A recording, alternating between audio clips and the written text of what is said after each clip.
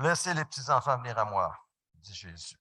Nous allons faire la lecture biblique de Luc au chapitre 18. Je vais demander à Alberto de s'approcher pour nous faire la lecture. Je vous invite à vous lever, si vous le voulez bien, pour faire honneur à la lecture. Dans Luc 18, on continue dans le même thème de la prière. Donc, viens au centre, Alberto, que Dieu bénisse sa parole dans nos cœurs, dans la lecture de cette parole-là. Tu peux venir au micro, là. Alors un chef interrogea Jésus et dit, « Bon maître, que dois-je faire pour hériter la vie éternelle? » Jésus lui répondit, « Pourquoi m'appelles-tu bon? Il n'y a de bon que Dieu seul. Tu connais les commandements. Tu ne commettras point d'adultère, tu ne tueras point, tu ne déroberas point, tu ne diras point de faux témoignages. Honore ton père et ta mère. » J'ai, dit-il, observé toutes ces choses dès ma jeunesse. Jésus, ayant entendu cela, lui dit, « Il te manque encore une chose. Vends tout ce que tu as, distribue-le aux pauvres, et tu auras un trésor dans les cieux. Puis viens et suis-moi. » Lorsqu'il entendit ces paroles, il devint tout triste, car il était très riche. Jésus, voyant qu'il était devenu tout triste, dit, « Qu'il est difficile à ceux qui ont de la richesse d'entrer dans le royaume de Dieu. Car il est plus facile à un chameau de passer par le trou d'une aiguille qu'un riche d'entrer dans le royaume de Dieu. » Ceux qui l'écoutaient dirent, « Et qui peut être sauvé? » Jésus répondit, « Ce qui est impossible aux hommes est possible à Dieu. » Amen. Amen. Vous pouvez vous asseoir.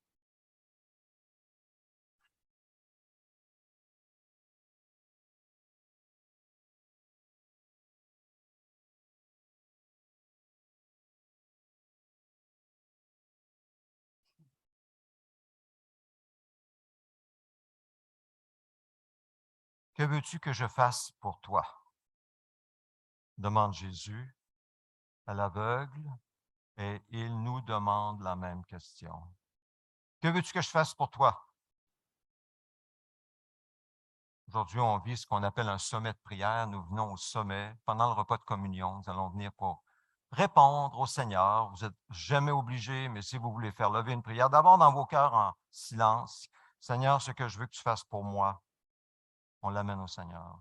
Mais aussi, on va répondre à la question, que veux-tu que je fasse pour ta famille, pour ton enfant, pour ton Église, peut-être pour tes voisins, peut-être pour ton milieu de travail. Que veux-tu que je fasse pour toi, pour ta ville, pour ta province? Bientôt les élections. Bonne question à répondre. Alors, on veut amener des requêtes au Seigneur. Le Seigneur connaît nos cœurs, il lit nos cœurs. C'est ce qui est important, c'est ce qui est dans nos cœurs. Donc, apportons nos réponses, nos requêtes au Seigneur aujourd'hui. Que veux-tu que je fasse pour toi, pour ton Église, ta ville, etc., etc. Les 2 derniers dimanches, nous avons vu d'abord, il y a 2 dimanches, l'importance de prier sans cesse. De venir à Dieu, de ne pas abaisser les bras, de persévérer, de prier sans cesse. Ça parle de la quantité de nos prières, comme un doux parfum qui monte constamment au Seigneur, comme une fumée qui sort de nos cœurs, une fumée qui sent bon pour le Seigneur. Dimanche dernier, nous avons vu que ce n'est pas juste une question de quantité, c'est une question de qualité aussi. Quelle est l'attitude de nos cœurs lorsque nous prions sans cesse?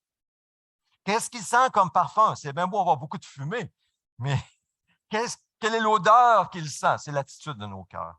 L'attitude, non pas comme le pharisien qui, orgueilleux, remercier Dieu de ne pas être comme les autres, comme le collecteur d'impôts, mais plutôt celle d'un collecteur d'impôts qui prend conscience de son péché, qui le confesse, qui le réalise et qui demande pardon et qui demande la grâce de Dieu, la qualité de notre prière. Aujourd'hui, nous examinons, je crois, le point crucial pour obtenir réponse à nos prières. Et je ne vous le dis pas tout de suite. Je veux que vous puissiez discerner quel est le point crucial pour obtenir réponse à nos prières. Et c'est ce que nous voyons dans le texte d'aujourd'hui, le texte que nous venons d'entendre, de lire, que le Seigneur bénisse sa parole. On parle dans les 3 prochains, ce ne sera pas exactement les 3 prochains dimanches, mais il y a 3 dimanches où je vais apporter encore 3 messages sur la prière. Nous allons voir 3 personnes différentes. Un, le riche. c'est-à-dire la personne qui a été choyée matériellement particulièrement, mais on va voir que c'est beaucoup plus que matériel. Aujourd'hui, on parle du riche. Dans quelques semaines, parce que la semaine prochaine, on a un dimanche spécial, j'en parlerai un petit peu plus tard. Dans quelques dimanches, 3 dimanches, nous verrons le disciple persévérant, un autre type de personne, le disciple persévérant, comme les disciples de Jésus. Et dernièrement, le troisièmement, c'est on va voir le pauvre, l'aveugle, qui n'a rien. 3, où on voit le même point crucial. Le même point va revenir dans les 3 types de personnes. Aujourd'hui, nous regardons à un riche. D'abord, un chef, il dit que c'est un chef, c'est un leader, c'est un dirigeant dans un domaine qui n'est pas mentionné. Ça peut être dans n'importe quel domaine, ça peut être dans le domaine politique, domaine des affaires. Puis, dans Matthieu, on lit qu'il est relativement jeune. On l'appelle le jeune homme riche. Le jeune homme riche, le chef. Ici, c'est appelé un chef. Et il s'approche de Jésus en utilisant de la flatterie. C'est ce qu'on voit, la première chose qu'on voit dans la phrase, c'est qu'il vient à Jésus avec de la flatterie sur les lèvres, une manière très commune, très humaine des hommes pour obtenir une faveur. Vous remarquerez que c'est souvent le cas. Quelqu'un qui veut une faveur, il arrive avec une flatterie. Parce qu'il pense qu'en apportant une flatterie, la personne va se sentir flattée pour accorder la faveur. Alors, c'est comme ça que le chef arrive. Bon maître, dit-il, c'est une flatterie. Bon maître, que puis-je faire? Que dois-je faire pour hériter de la vie éternelle? L'expression bon maître n'était jamais utilisée parmi les rabbins de l'époque parce qu'ils reconnaissaient que bon, ce n'est qu'à Dieu que nous disons ça. Je ne pense pas que ce chef reconnaissait en Jésus Dieu. Maintenant, c'est quand même possible. Il y en a qui disent qu'ils ont reconnu qu'il était divin, ils l'appellent bon maître. Mais je ne crois pas, selon le contexte, que c'est le cas. Il utilise beaucoup plus une flatterie. Il l'appelle bon. Donc, autrement dit, tout le monde savait que Dieu seul est bon à l'époque. Dieu seul savait. Tout le monde savait que Dieu seul est bon. Donc, c'est ça. Alors, voyez-vous le problème? Voyez-vous le problème? Déjà tout de suite en partant de ce jeune homme chef, leader dans son domaine. Il pense qu'il peut faire quelque chose pour mériter d'hériter la vie éternelle. Il pense que s'il peut faire quelque chose, il veut juste savoir qu'est-ce que je dois faire. Y a-t-il quelque chose que je dois faire pour mériter? Parce que quand on fait quelque chose, on mérite d'hériter de la vie éternelle. Il faut bien saisir qu'il est sur un mauvais chemin. Il est vraiment sur un mauvais chemin. Parce que le chemin des mérites pour obtenir la vie éternelle mène toujours, sans exception, à une porte fermée et verrouillée à la porte du ciel. Bien des gens prennent ce chemin. Ils pensent que s'ils n'ont pas fait plus de mal que ça, j'ai fait mon possible, j'avais des bonnes intentions. C'est toujours ce qu'ils ont fait dans la vie. Là, ils n'étaient pas pires que les autres. Quand même, j'ai fait. Hein? Alors, Dieu, sûrement qu'il va m'ouvrir la porte. Non, la porte est verrouillée à triple tour. C'est un mauvais chemin. Mais là, on va voir la sagesse de Jésus. Moi, ça me touche encore parce que ça nous parle de comment on doit parler de Jésus avec les autres aussi. Comment il ne condamnera pas le chef, mais il va venir marcher sur son chemin. On va voir ça. C'est extraordinaire. Ça m'a touché cette semaine quand je préparais le message. Mais on voit tout de suite qu'il a un problème. Maintenant, tout de suite, je vais juste poser une question d'application dans nos vies. Si je vous pose la question, que faites-vous pour mériter votre ciel? Vous participez à la vie de l'Église? Vous lisez votre Bible? Vous priez?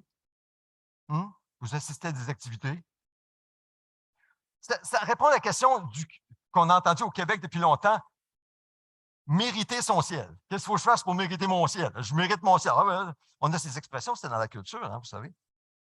Vous allez voter aux élections. Pensez-vous que ça va vous aider à mériter votre ciel? Un peu d'argent à l'Église? Non? Bon. Que faisons-nous pour mériter notre ciel? Est-ce une question qui vous tracasse? Non, sérieusement. Est-ce une question qui vous tracasse? Un problème avec cette question, vous savez, c'est que Quand est-ce qu'on sait que c'est assez? Hein? Si on ajoute ci, ça, ci, ça, ci, ça, ci, ça, ci, c'est ce chemin-là qui nous amène à mériter la ciel. Quand est-ce que tu sais que c'est suffisant? Il n'y a pas de réponse à ça. On ne sait jamais, on est toujours dans l'incertitude. C'est un mauvais chemin. C'est ça le point. Un mauvais chemin. Alors, écoutons ce que Jésus en pense. Prochaine diapositive. Jésus répond, « Pourquoi m'appelles-tu bon? Personne n'est bon si ce n'est Dieu seul. » C'est l'évidence même, mon ami. Tout le monde sait ça. Maintenant, faisons attention. Pour bien comprendre la réaction de Jésus ici, il faut saisir le contexte. Il n'est pas en train de dire, Jésus, qu'il n'est pas bon. Il n'est pas en train de dire qu'il n'est pas divin. Sinon, il aurait dit, je suis pécheur, comme tout le monde. Non, c'est pas ça qu'il dit. Alors, vous savez, il faut bien voir le contexte. C'est quoi le contexte? De quoi on parle? C'est quoi le sujet de cette rencontre de ce jeune chef? C'est quoi? C'est de mériter, d'hériter la vie éternelle. C'est ça le sujet. Le sujet, ce n'est pas est-ce que Jésus est divin ou non. Vous savez, l'adage, quand un texte est pris hors contexte, on en fait quoi? Un prétexte pour lui faire dire ce qu'on veut. Bien saisir, là. Il y en a qui vont dire, ah, tu vois, regarde, par exemple, les témoins de Jéhovah, regarde, Jésus n'est pas Dieu, il dit ici, pourquoi m'appelles-tu bon? Dieu seul est bon. Hey, lisons le contexte. Le contexte, ce n'est pas de savoir s'il est divin ou non, pardon. Le contexte, c'est est-ce qu'il peut mériter la vie éternelle? Et c'est pour ça que je dis que, et c'est ce qu'on voit, Jésus est en train de simplement venir avec ce jeune homme, ce chef, et vient prendre le chemin. Et pour marcher avec lui sur ce chemin des bonnes œuvres. C'est ça que Jésus fait. Et ça nous parle. Parce que quand on parle avec les gens, comment est-ce qu'on répondrait, nous? Est-ce qu'on aurait condamné la personne? On aurait dit non, tu es dans le champ. Non, non, non. Il dit, OK, on va faire un petit bout avec toi sur ton chemin là, qui mène vers le mérite de la vie éternelle. C'est ça que Jésus fait. Donc, apprenons bien la leçon. En d'autres mots, Jésus dit, penses-tu vraiment à ce que tu dis? Réalises-tu ce que tu demandes? La vie éternelle, c'est d'être dans la présence, ne sais-tu pas, d'être dans la présence du Dieu 3 fois saint, devant lequel les séraphins même, qui n'ont jamais péché, se couvrent le visage et les pieds. Ils n'osent même pas regarder ce Dieu. Et toi, tu te demandes, qu'est-ce que tu peux faire pour hériter de la vie éternelle? Non, mais ne vois-tu pas? Non, il ne voit pas, justement. Il est comme le pharisien de la parabole qu'on a lue la semaine dernière, qui ne voit pas qu'il est pécheur. Tout ce qu'il voit, c'est qu'il voit les péchés des autres. Mais il ne voit pas du tout. Il remercie même Dieu qui n'est pas pécheur quasiment. Tu sais. Il n'est pas comme ci, comme là. Non. Ne vois-tu pas, dit Jésus au chef, ne vois-tu pas, ne réalises-tu pas que d'être dans la présence du Dieu 3 fois saint, ce Dieu terrible, ce Dieu pur.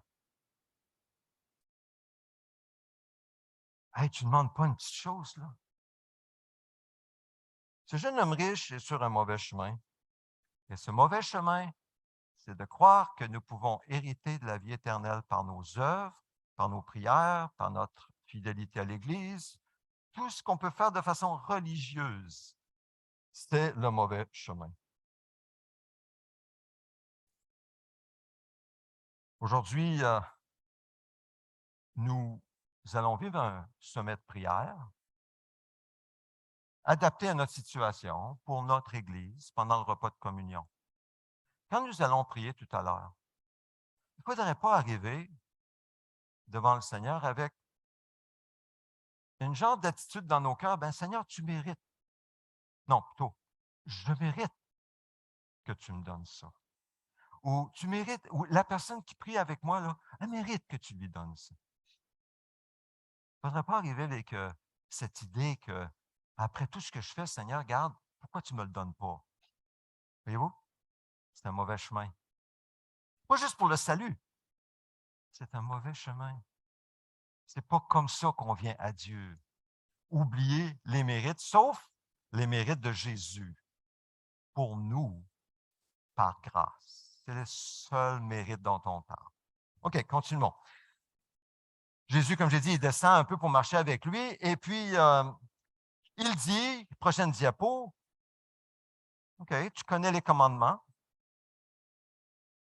Tu ne commettras pas d'adultère. Là, on peut juste imaginer le jeune chef. Tu ne commettras pas d'adultère. Tu connais les commandements. Oh oui, je les connais. Tu ne commettras pas d'adultère. Check. Pas commis d'adultère. Tu ne commettras pas de meurtre. Oh, check. Pas fait de meurtre. Tu ne commettras pas de vol. Check. Moi, je ne vole pas personne. Tu ne porteras pas de faux témoignages. Check. Non, porte pas de faux témoignages. Honore ton père et ta mère. Oh oui, ça c'est sûr. Check. Check, check, check, check, check, moi ça. Je suis correct. Seigneur, est-ce que je peux crier bingo? Non. Attends un petit peu. Un petit peu. J'ai respecté tous ces commandements de ma jeunesse, dit-il. Je les ai respectés tous. Il y a encore une petite chose. Ben, une petite chose. Une seule chose. Mais avant d'examiner ce que Jésus va exposer comme la seule chose qui lui manque, un peu comme si la dernière station, avant de débarquer sur le chemin des bonnes œuvres, essayons de comprendre ce que Jésus essaie de faire ici. Comme j'ai dit tantôt, il est en train de marcher sur son chemin. Et que fait Jésus? Qu'est-ce qu'il fait Jésus ici?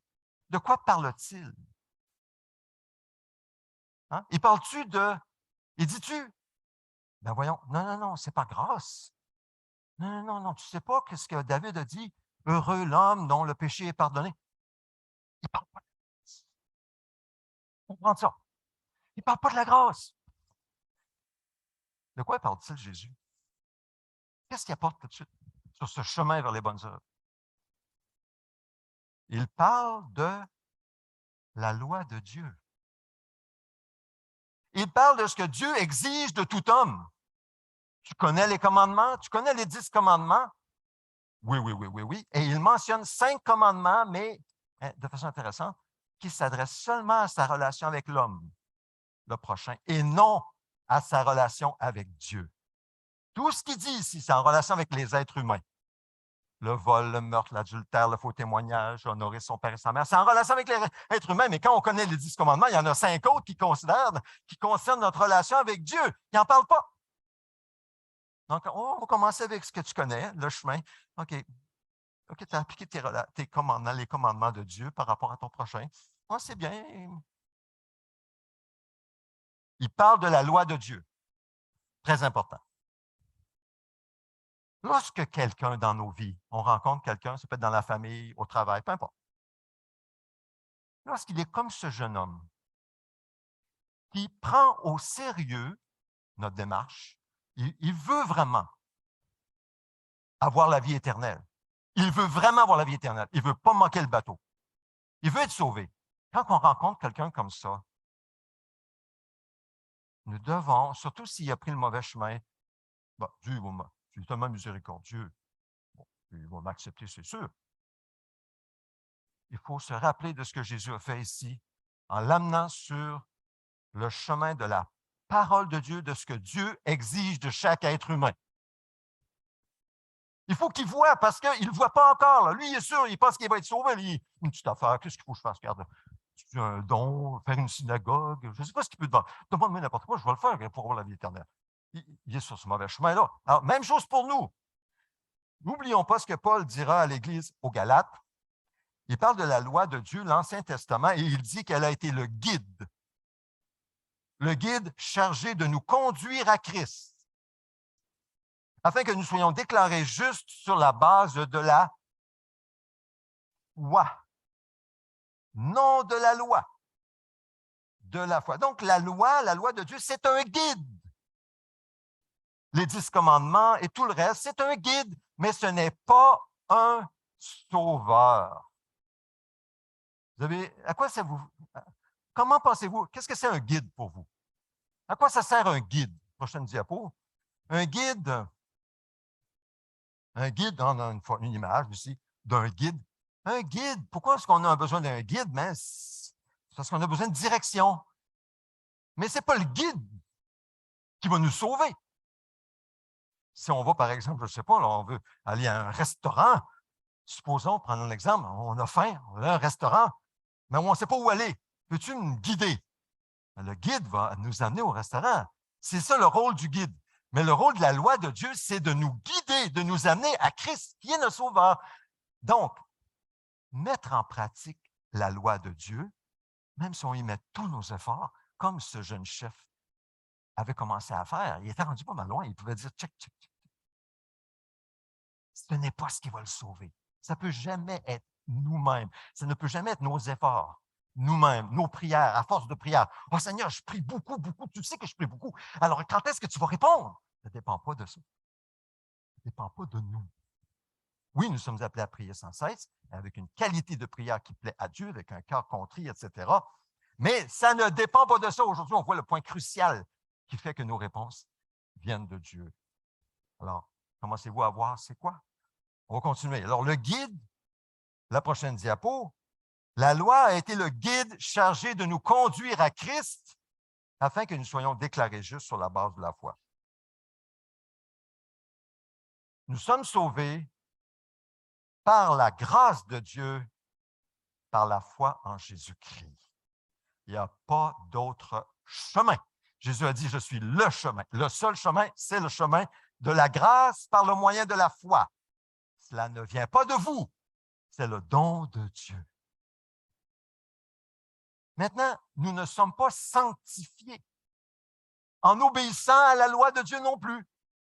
Mais la loi de Dieu pour notre transformation, ce matin, nous étions en train de nous rencontrer en petit groupe de renouveau pour parler de comment Dieu transforme notre caractère. Alors, notre transformation de notre caractère pour être à son image ne se fait pas par nos propres efforts, mais par la grâce de Dieu, par la foi en Jésus-Christ qui est notre sanctificateur. Et nous mettons notre foi en lui pour qu'il continue à faire son travail dans nos vies, par son esprit. Le salut, la sanctification, par la grâce de Dieu. Jamais par nos œuvres.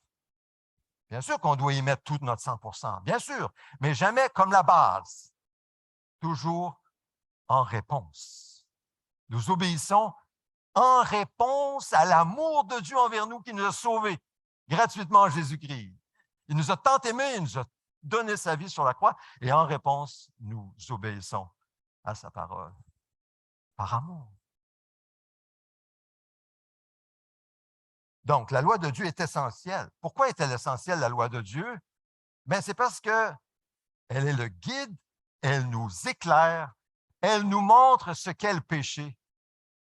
Elle nous définit le péché. Ce n'est pas nous qui va le savoir, le péché. C'est pas parce que, par exemple, des fois, je me dis, c'est pas parce que je me sens coupable que j'ai péché.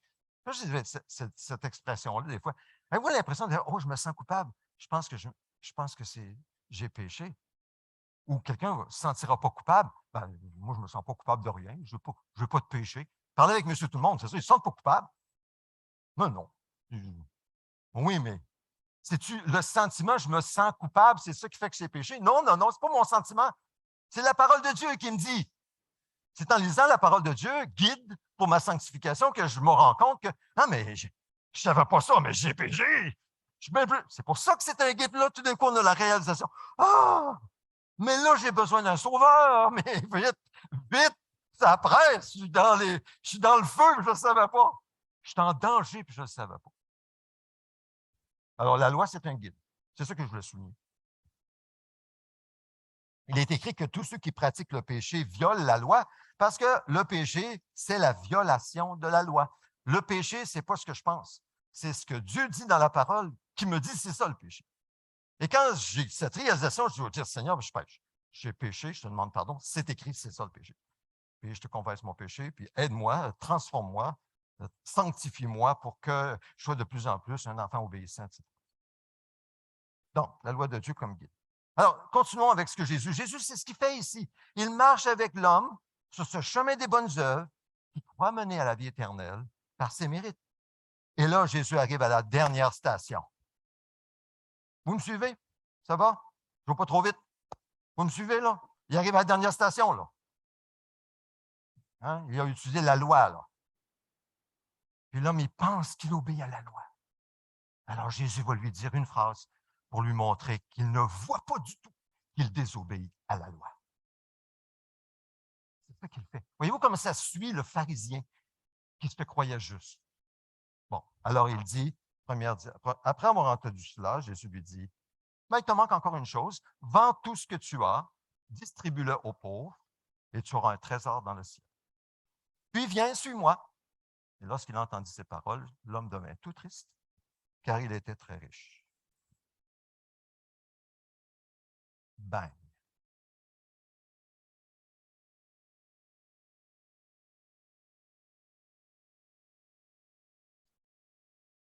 Pendant longtemps, je lisais ce texte, puis je me sentais mal à l'aise. Il y avait un malaise au plus profond de moi quand je lisais et méditais ce texte. Des fois, je passais vite. On va lire un peu plus loin. On va lire le psaume 23, tiens, ça va me faire du bien. Tu es mal à l'aise avec ces textes-là. Vous, est-ce que vous êtes à l'aise avec un texte comme ça? Ça veut-tu dire que moi qui suis relativement riche, en vivant dans une société affluente, ça veut-tu dire, Seigneur, que pour que je sois sauvé, là, il faut que je vende tout, que je vive une vie de pauvreté perpétuelle? Ça veut-tu dire que là, je ne peux pas avoir deux chemises, juste une? Puis que, hein, vous me suivez? Qu'est-ce que, Seigneur, tu dis là? Qu'est-ce que tu dis, sérieux? C'est tout que ça coûte pour avoir la vie éternelle?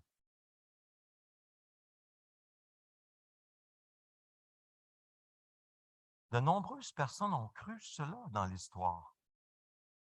Et ils ont tout laissé. Ils ont tout donné. François d'Assise, c'en est un exemple. Il vient d'une famille fortunée. Il a donné sa vie pour les pauvres. Il a vécu avec rien.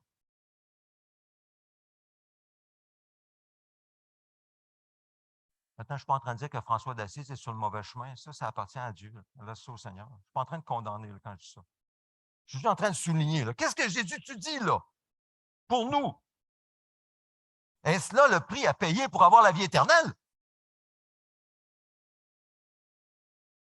Si c'est ça, ben, je suis dans l'eau chaude, pas à peu près. Ça va mal à la chope.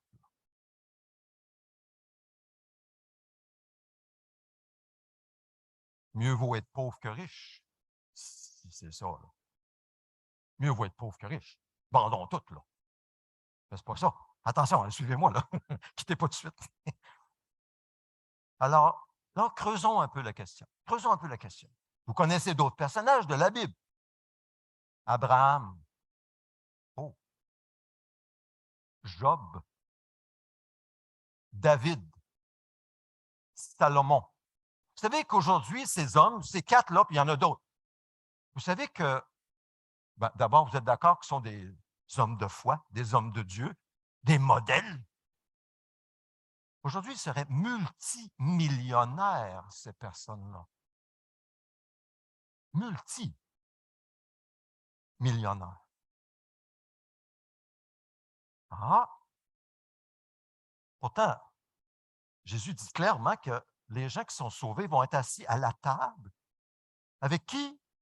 Abraham, Isaac, Jacob, David, Salomon. On présume. Dieu seul connaît les cas. Commence à creuser, là, attends un peu, là. Ça veut dire que c'est peut-être pas ça que tu veux dire, Seigneur, parce que eux autres, ben, ils étaient très fortunés. Très fortunés. Je pense qu'il faut plutôt comprendre le texte. Comment est-ce qu'on va comprendre ce texte? Dans le contexte. Ah, ça revient encore. Un texte pris hors contexte devient un prétexte pour lui faire dire tout ce que nous voulons, soit à notre avantage ou soit même à notre désavantage. Désavantage, ça veut dire que la personne vit dans une culpabilité toute sa vie, puis il a peur de ne pas être sauvé parce qu'il n'a pas tout vendu. Comprenez-vous? Il n'y a pas de limite à ça. Attention au prétexte. Alors, on va comprendre le texte dans le contexte du passage. Alors, quel est le contexte? Quel est le contexte? C'est quoi de quoi on parle? mériter d'hériter la vie éternelle. C'est ça le contexte. La question, c'est ça. Réponse de Jésus, obéis au commandement. Réaction du jeune chef, j'ai fait tout cela depuis ma jeunesse. Mais en réalité, il ne saisit pas, il ne voit pas. Il pense qu'il a obéi, mais il n'a pas obéi. Ça pourrait être quelqu'un de nous, vous savez.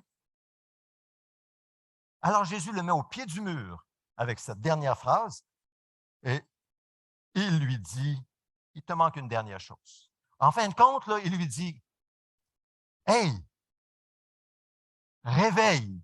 C'est ce qu'il dit. Réveille. Tu dis que tu as obéi au commandement de Dieu depuis ta jeunesse. Qu'en est-il de ton amour et de ton adoration de Dieu avec ton cœur et tes biens? Tu dis qu'il est ton seul Dieu et tu n'es pas prêt à mettre de côté ton amour pour l'argent pour suivre Dieu?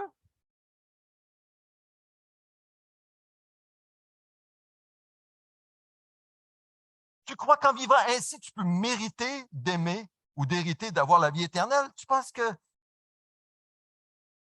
ce Dieu dans ta vie, l'amour de l'argent, tu peux continuer à l'adorer toute ta vie puis mériter d'avoir la vie éternelle? Ne sais-tu pas que le premier de tous les commandements, il ne dit pas ça, mais c'est un peu ce qu'il a, c'est ça, là. C'est là la conclusion. Il dit, sais-tu pas que le premier de tous les commandements, c'est tu aimeras le Seigneur ton Dieu de tout ton cœur, de toute ta force, de toute ta pensée. Et ne sais-tu pas que le premier même des 10 commandements parle de Dieu? Le premier des 10 commandements, ça dit, tu n'auras pas d'autre Dieu devant moi. Et tu me dis devant tout ce monde qui écoute, parce qu'il y a des gens autour, là, que tu as obéi à ces commandements depuis ta jeunesse. N'est-ce pas évident, mon ami, que ton cœur, par ta réponse, démontre très clairement que ton cœur est attaché à ton Dieu qui est toi-même et les plaisirs que l'argent te procure. Ce n'est pas Dieu que tu aimes. Ne vois-tu pas les pauvres autour de toi? Regarde mes disciples, ils n'ont rien. Ils ont tout laissé pour me suivre. Ne les vois-tu pas? Puis toi, tu as des surplus, puis tu ne penses pas que peut-être tu pourrais leur partager. Tu ne comprends pas. Tu ne vois pas ce que Dieu demande de toi, mon ami. Tu ne vois pas que par tes forces et tes mérites, tu ne peux pas, personne ne peut mériter d'hériter de la vie éternelle. Alors j'espère qu'en t'ayant demandé cela, tu commences à voir. Tu es sur un mauvais chemin. Tu sors du chemin. Maintenant, on ne sait pas ce qui va se passer par la suite. Il s'en va tout triste. Mais on ne sait pas, l'histoire ne dit pas, si un jour, si un peu plus tard, il s'est tenu comme un peu après, tu sais, pour comme écouter. On ne sait pas, l'histoire ne nous le dit pas, mais on peut juste imaginer qu'il s'est tenu un peu plus loin, tu sais. Derrière les disciples, il était triste parce que là, il n'était pas prêt, tu sais, il venait de se faire révéler son idole. Voyant qu'il était devenu tout triste, prochaine diapositive, Jésus dit, maintenant s'il a entendu ça, qu'il est difficile à ceux qui ont des richesses d'entrer dans le royaume de Dieu. En effet, il est plus difficile, non, pardon, il est plus facile à un chameau de passer par un trou d'aiguille qu'à un riche d'entrer dans le royaume de Dieu. Devant la tristesse évidente du chef, Jésus fait une observation qui est toujours valide aujourd'hui. Et il a fait suivre d'une pointe d'humour. Quand il parle du chameau, je pense que c'est de l'humour qu'il utilise, tout simplement. Il dit qu'il est difficile à ceux qui ont des richesses d'entrer dans le royaume de Dieu. Notons qu'il est difficile, mais pas impossible. Écoutons bien, là. Il n'a pas dit impossible. Difficile. Puis on peut voir comment. Quand on est riche, on va parler par exemple du domaine matériel, on a beaucoup d'argent, on a des placements, des investissements, et ça rapporte. Plus qu'on a d'argent dans la société dans laquelle nous sommes, plus que nous avons d'argent, plus que nous faisons de l'argent. C'est comme ça. C'est comme ça le système. Ça fonctionne comme ça. On a des gérants, on a des personnes qui nous conseillent, tatati, tatata. Le plus on a d'argent, le plus on fait d'argent. Alors, c'est très difficile pour des gens qui sont riches comme ça de dépendre de Dieu. C'est beaucoup plus facile pour ces gens-là de se dire, « Hey, j'ai tellement d'argent, je peux tout me permettre. Chérie, tu veux-tu aller à Rome en fin de semaine? Appelle mon agent, on s'en va à Rome en fin de semaine. Oh, une croisière dans les fjords de la Norvège. Pourquoi pas? On planifie ça. Appelle notre agent de voyage. Ils ont tellement d'argent. Il n'y a rien. Comprenez-vous? Mais alors, qu'est-ce qui arrive? Même, j'ai entendu qu'il y en a qui vont dans l'espace. Oh, c'est tout un trip, ça, aller dans l'espace. Je veux y aller, moi aussi. On a de l'argent de toute façon. Appelle mon conseiller. C'est fait, on part dans l'espace. C'est quoi le problème avec une belle problème? Ce n'est pas un problème, vraiment. La tentation, c'est quoi? C'est d'en profiter tellement que Dieu n'a plus sa place. La tentation est forte. Moi, j'aime mieux pas être riche comme ça. Honnêtement, là, les tentations sont fortes pour les riches. C'est dur. C'est difficile d'entrer dans le royaume de Dieu. C'est difficile de laisser Dieu régner dans ta vie quand tu as tout cet argent-là. C'est difficile. Alors, ceux qui l'ont, comme Abraham, Job, David, Salomon, ben, il a fallu qu'il y ait une grâce spéciale pour rester proche de Dieu. Mais ce n'est pas juste ce n'est pas seulement la richesse matérielle, c'est aussi la richesse artistique ou la richesse intellectuelle. Quand tu es brillant, Einstein, c'est dur de dépendre de Dieu parce que tu as souvent toujours les réponses. Quand tu es talentueux, c'est dur de dépendre de Dieu parce que tu dépends de ton talent. Or, c'est pour ça qu'il dit que c'est difficile pour les riches d'entrer dans le royaume de Dieu. Parce que la tentation est forte de compter sur ses forces, sur ses moyens, sur ses richesses, etc. À l'église de Laodicée, puis je vais terminer avec ça, avant d'aller en prière avec vous.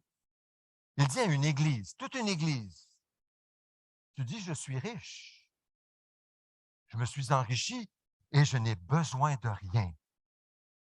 Mais tu ne sais pas, regardez, c'est la même chose, tu ne sais pas que tu es malheureux, misérable, pauvre, aveugle et nu. Tu ne le sais pas. Alors évidemment, parce qu'il ne savait pas, ben, il ne venait pas à Dieu.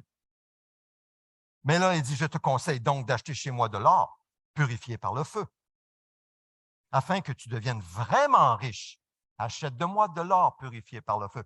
La foi purifiée, plus précieuse que l'or. La foi qui dure pour l'éternité, qui nous permet d'obtenir les promesses de Dieu, qui dure pour l'éternité, pas juste la vie présente. Afin que tu deviennes vraiment riche, des vêtements blancs afin que tu sois habillé et qu'on ne voit plus la honte de ta nudité. Le vêtement de Christ, la justice de Christ, qui nous permet de couvrir la honte de notre nudité et de purifier de tout péché. Ainsi qu'un remède pour appliquer à tes yeux afin que tu vois. Moi, je reprends et je corrige tous ceux que j'aime.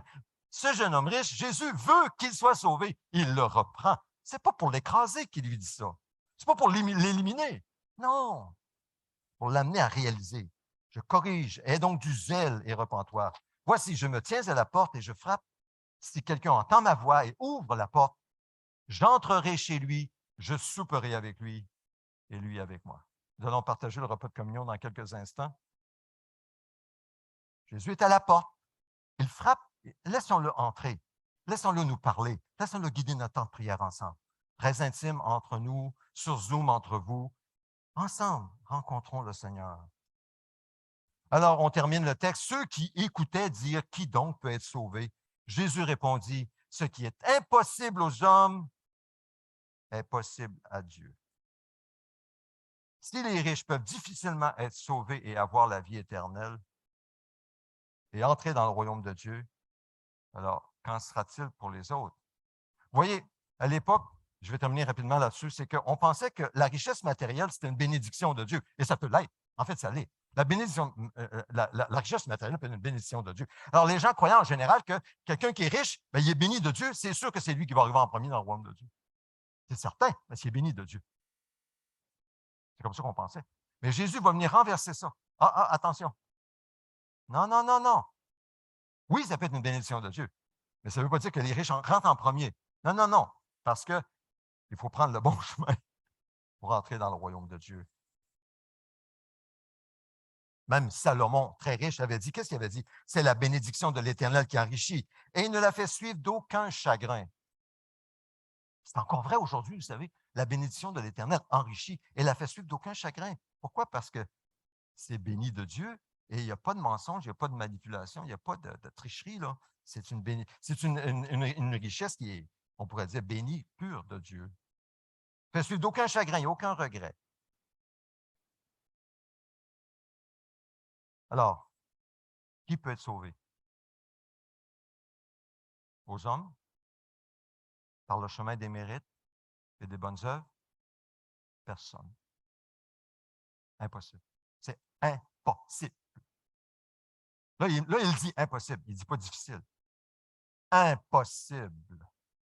Par le chemin des œuvres.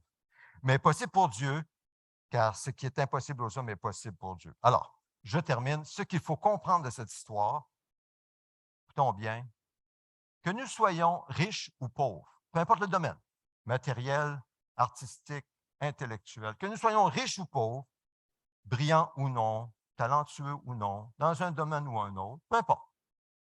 Le salut, le pardon de nos péchés, la sainteté, la présence du Saint-Esprit dans nos cœurs qui produit la nouvelle naissance, la vie éternelle. La vie éternelle est toujours un miracle de la grâce de Dieu dans nos vies. Toujours, toujours.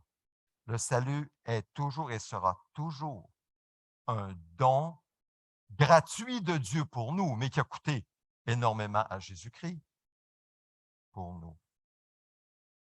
Donc, venons par ce chemin, le chemin de la grâce. Reconnaissons nos péchés. Mettons notre foi en Jésus qui a porté nos péchés à la croix. Et mettons notre foi en Jésus pour qu'il continue à transformer nos vies, à nous transformer, puis qu'il entende nos prières. C'est par ce chemin en Jésus que nous nous approchons de lui maintenant dans la prière.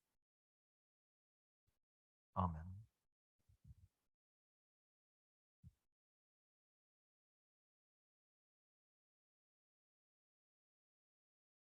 Prenons un moment de silence.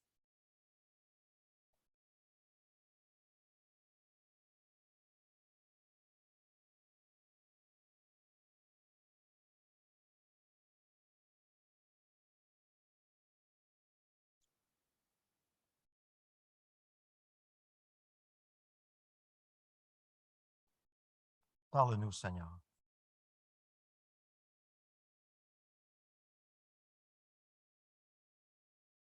Nous avons besoin que tu nous parles. Parle avec ta douce voix dans nos cœurs.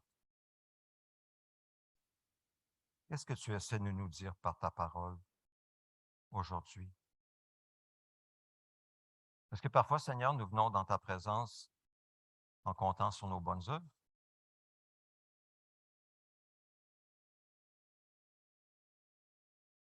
Aide-nous à prendre conscience que tu n'entends pas dans ce temps-là. Parce que si nous venons à toi avec nos bonnes œuvres, tu vois aussi nos péchés. C'est repoussant pour toi, Seigneur.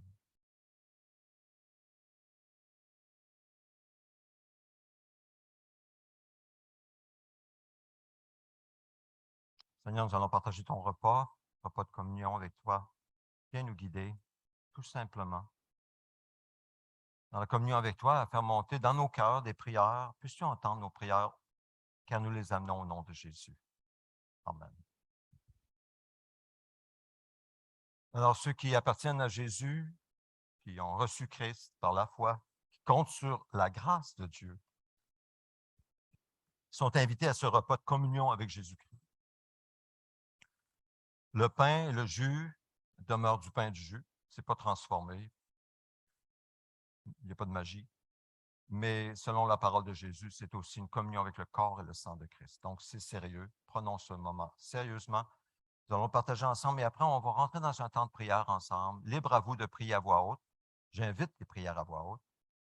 Pour vous-même, ou pour votre famille, ou pour votre Église, ou pour votre ville, votre province, là où le Seigneur nous guidera. Alors, je vous invite à venir prendre une coupe, retourner à votre place. Vous avez le choix entre une coupe et un morceau de pain, ou une autre petite coupe avec la gaufrette qui est à l'intérieur. C'est à vous de choisir. Alors, je vous invite à prendre une coupe et un pain.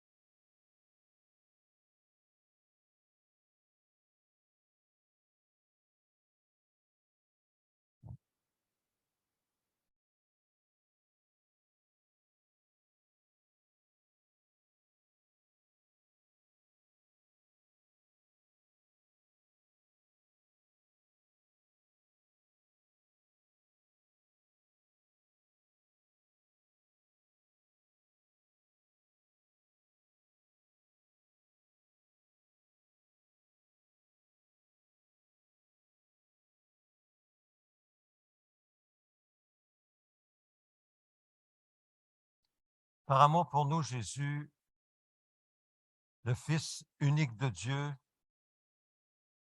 l'agneau de Dieu, immolé depuis la fondation du monde, par amour pour nous, il s'est donné pour nous, corps et âme, à la croix. La nuit où il a été arrêté, il a pris du pain avec ses disciples. Après avoir remercié Dieu, il a rompu le pain, il l'a partagé entre eux et il a dit, prenez, mangez, ceci est mon corps qui est rompu pour vous. Faites ceci en souvenir de moi. Prenons-en tous en souvenir de Jésus.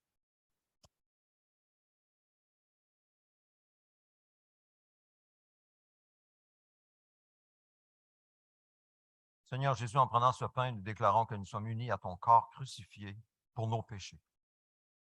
Par la foi, nous croyons que nos péchés sont effacés. Nous sommes purifiés. Tu ne vois plus aucun péché en nous à cause de Christ qui est en nous. Nous sommes unis à son corps crucifié. Merci Seigneur. Après le repas, Jésus a pris la coupe. Il a dit, cette coupe est la nouvelle alliance en mon sang. Faites ceci en souvenir de moi toutes les fois que vous en boirez. Prenons-en tous.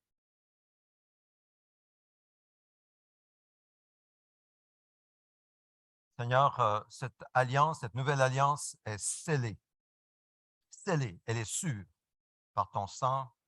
Nous avons aussi reçu le Saint-Esprit en nous qui voit Christ et qui est en nous à cause de Christ seulement et qui est aussi notre sceau. Nous avons été scellés du Saint-Esprit. Nous sommes prêts pour la vie éternelle. Nous sommes sauvés parce que toi-même, tu nous as sauvés et tu seras fidèle à ta parole. Tu nous ressusciteras des morts.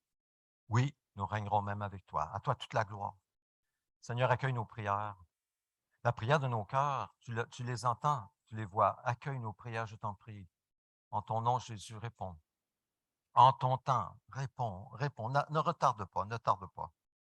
Entends aussi, Seigneur, la prière pour nos familles, notre Église, pour notre ville, notre province, notre pays et le monde. Au nom de Jésus. Amen.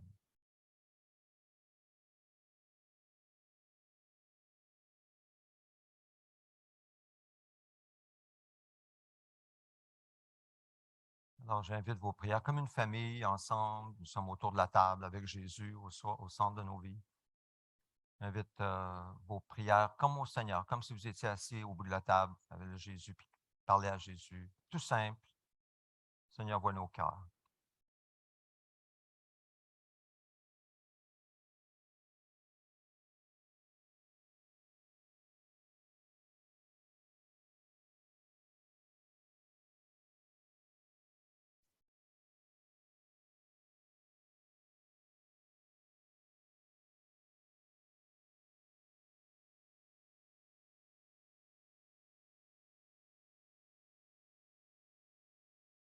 Seigneur, merci pour la révélation de ta volonté, de la vérité, à savoir qu'il y a un chemin. Il y en a un. C'est toi, Jésus, qui mène à la vie éternelle. Merci de nous avoir révélé ce chemin, de nous l'avoir montré. Merci, Seigneur, de nous garder aussi sur ce chemin tous les jours de notre vie, car il mène à la vie éternelle. Merci, Seigneur. Merci pour ce chemin et pour ta vie en nous, la vie éternelle. Au nom de Jésus.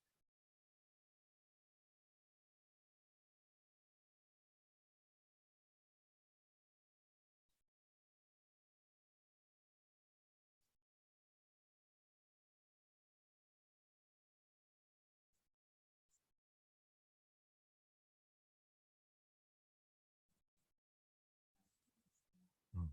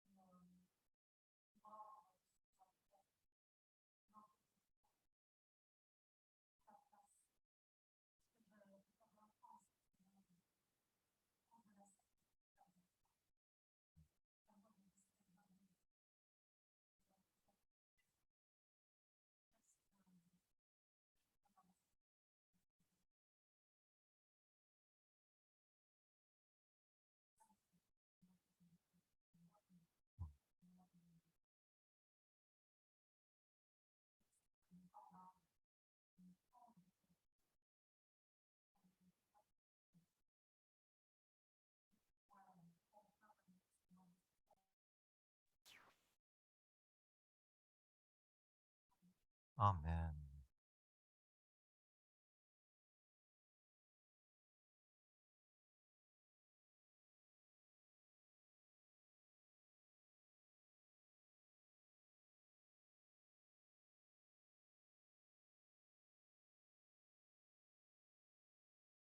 Seigneur, merci d'avoir fait de nous une famille, des frères et des sœurs en Jésus-Christ. Merci pour notre frère Pierre, Pierre Côté, qui te sert au Niger. Tu l'as appelé là-bas, Seigneur, et il est nourri en te servant au Niger. Merci de pourvoir à ses besoins, que même tu l'as soulagé au niveau de ses jambes. C'est merveilleux. Merci, Seigneur. Quelle grâce, quelle bonté de ta part. Merci, Seigneur. Seigneur, merci pour cette opportunité que nous avons de faire notre petite part dans l'amour et d'accompagner, même avec les enfants de notre Église, Seigneur. C'est tellement touchant de voir que tu leur as mis à cœur de faire cette offrande. C'est beau, Seigneur. C'est vraiment beau. C'est petit, mais c'est beau. Ça sent bon. Seigneur, nous voulons prier pour Pierre aujourd'hui, afin que tu le gardes, tu le protèges, tu le guides aussi dans ses allées-venues. Tu continues ton œuvre dans sa vie, tu prends soin de lui et que tu permettes qu'il soit comme un membre de notre corps. C'est ton corps, hein, nous sommes ton corps, le membre du corps que nous sommes, jusqu'au Niger, que nous soutenons, qu'il puisse faire du bien là-bas. Merci Seigneur, au nom de Jésus, nous prions. Amen.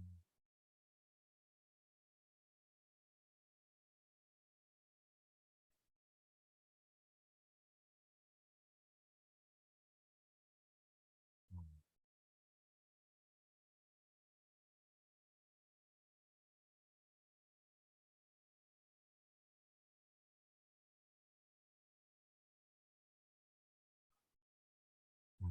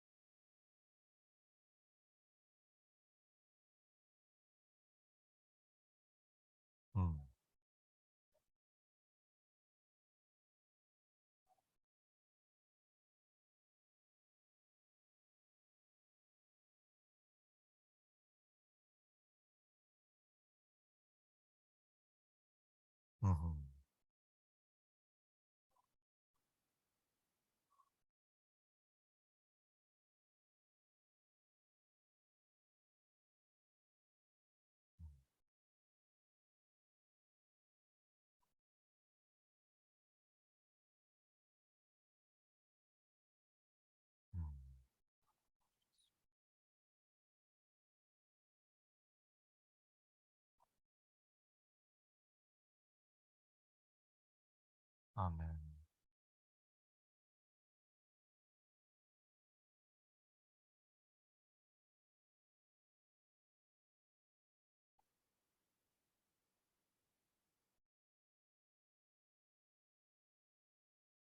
Le Seigneur Jésus, c'est notre médecin divin, plein de compassion, de miséricorde. Seigneur, tu connais ceux qui, parmi nous, souffrent. Amen.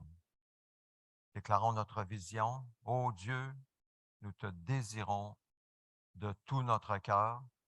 Fais de nous une Église interculturelle, renouvelée et en santé. Viens, transforme-nous, de sorte que nous devenions des disciples centrés sur Christ, dynamisés par l'Esprit, axés sur la mission et capables de nous multiplier partout. Suivons Jésus avec passion, un pas à la fois.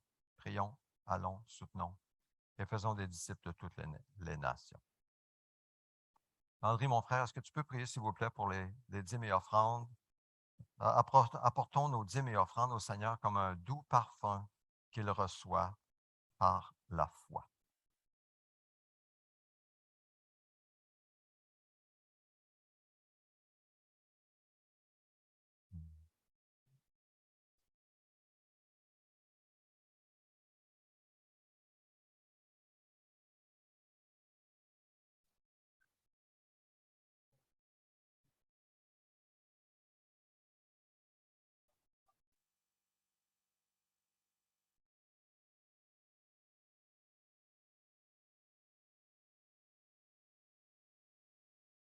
Amen. Amen. Faites vous asseoir. Quelques annonces en terminant rapidement. Dimanche prochain, un dimanche spécial, nous allons accueillir un invité qui va nous parler de l'Église persécutée. Je connais cet homme personnellement depuis des années. C'est le pasteur Dominique Ourlin. Il vient nous parler des persécutés, des chrétiens qui sont persécutés dans le monde entier, éprouvés par le feu. Mais vous allez voir que c'est tout le contraire d'être décourageant. Ils ont un message, ces chrétiens persécutés, pour nous inspirer, pour nous encourager. Alors, c'est ce que nous avons dimanche prochain. Donc, soyons là, comme on dit, comme un seul homme, comme dit la parole de Dieu. Prochaine diapo, un rappel le mardi midi, la prière du midi. Joignez-vous à nous si c'est possible. Sinon, vous pouvez toujours communiquer des prières. Prochaine diapo, la maison de prière le mercredi soir, encore 19 h. C'est par Zoom cette fois-ci. Le mardi midi, c'est en présence. Le jeudi, c'est l'étude biblique.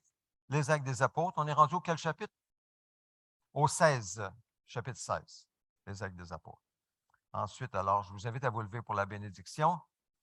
À moins qu'il y avait peut-être une autre annonce. Je ne pense pas qu'il y avait une autre annonce. On n'a rien oublié. Recevons la bénédiction du Seigneur. Recevons-la comme une pluie du ciel. Que l'Éternel te bénisse. Qu'il te bénisse et te garde. Que l'Éternel fasse briller son visage sur toi et qu'il t'accorde sa grâce. La grâce de sa présence. La grâce de son amour. La grâce de sa sagesse. La grâce de sa direction. La grâce de sa force. Que l'Éternel se tourne vers toi et te donne la paix. Allons, allons, allons dans la paix et la joie du Seigneur. Amen. On peut se retrouver en bas, on peut faire un café si vous voulez, puis prendre un peu de temps ensemble. Si vous avez besoin de prière personnelle, vous pouvez toujours me le demander, je vais être disponible.